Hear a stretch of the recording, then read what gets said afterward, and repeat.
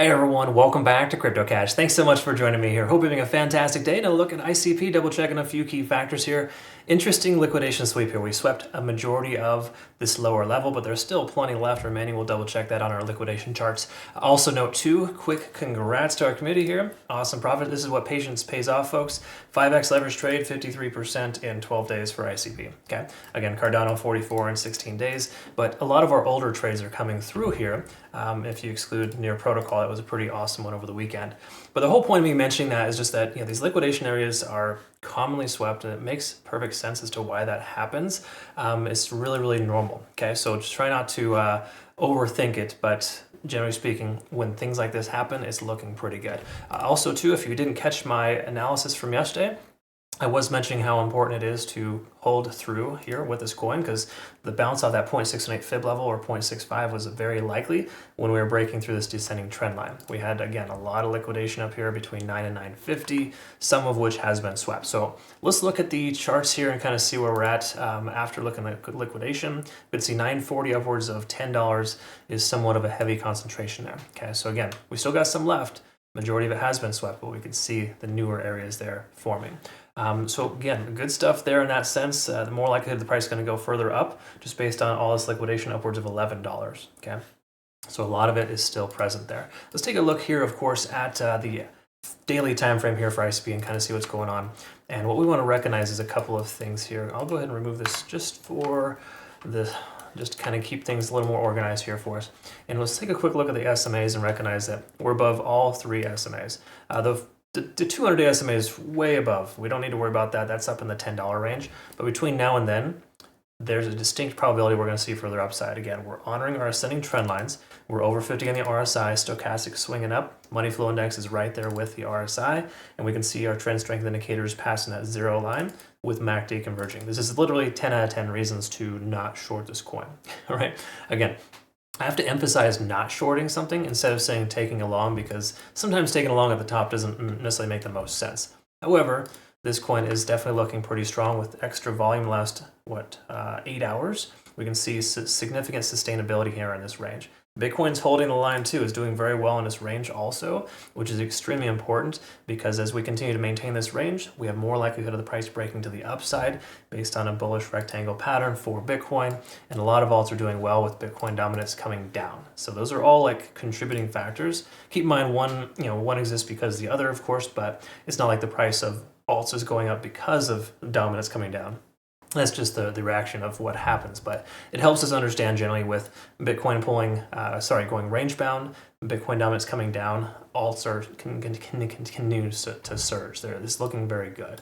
Okay, we also have this ascending trend line here. You can kind of see, and generally speaking, most trend lines will run concurrent with the 20-day SMA, which we can see that alignment here with the 50 and the 100 so far. The 20, of course, is moving up right there with the price action because the price has been moving faster. But the truth here is that this ascending trend line is absolutely looking pretty solid, and we want to recognize the fact that it'll probably continue moving upwards here. Okay, again, so you don't trade against an ascending trend. Until we break below this trend line, there's no reason to consider a short, really. That's just what it boils down to.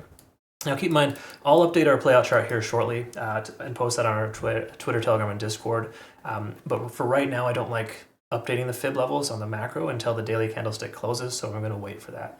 That's just me personally. That's more of a personal preference. You can totally draw out smaller time frame fib levels to kind of get perspective on how aggressive the pullback might be. But at this point here, it does look like we are, pretty much in our first little, our third wave here, effectively, which generally can be pretty substantial. Okay, now again, I'm just spitballing here. I'll clean up the charts, but just letting you know this is this current wave that we're in right now has tremendous potential. It can go very far. Okay, all right. So generally speaking, here on the 4-hour time frame, what we want to look at is, again, moving averages. We talked about that. That's very positive. We're testing 70 on the RSI. If we break through here, we'll probably see ICP run. Generally speaking, when you break through that key level resistance, that range, which we've seen already kind of happen by essentially hitting this more recent level, we're more likely to see a breakout. Again, this is not a cup and handle by any stretch, but we're seeing a lot of cup and handles in the market right now, where the price action kind of works itself into somewhat of a retest of the local high. And a lot of times you'll see them flag out here. Now again, I'm not proposing that's going to happen right now. This is, again, just a spitball.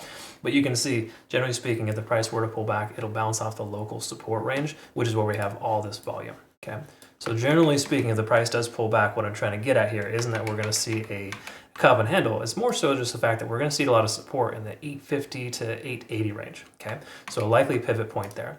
So again, if we didn't already have an ICP trade open, I'd consider a long in the range of about 880 as a rough estimate. I'm going to set an alert there just in case. There's nothing wrong with having 2 ICP trades open, but generally speaking, that's kind of what we're looking at there. So hourly time frame, let's quickly note here, most coins are not looking super bullish on the hourly where ICP is.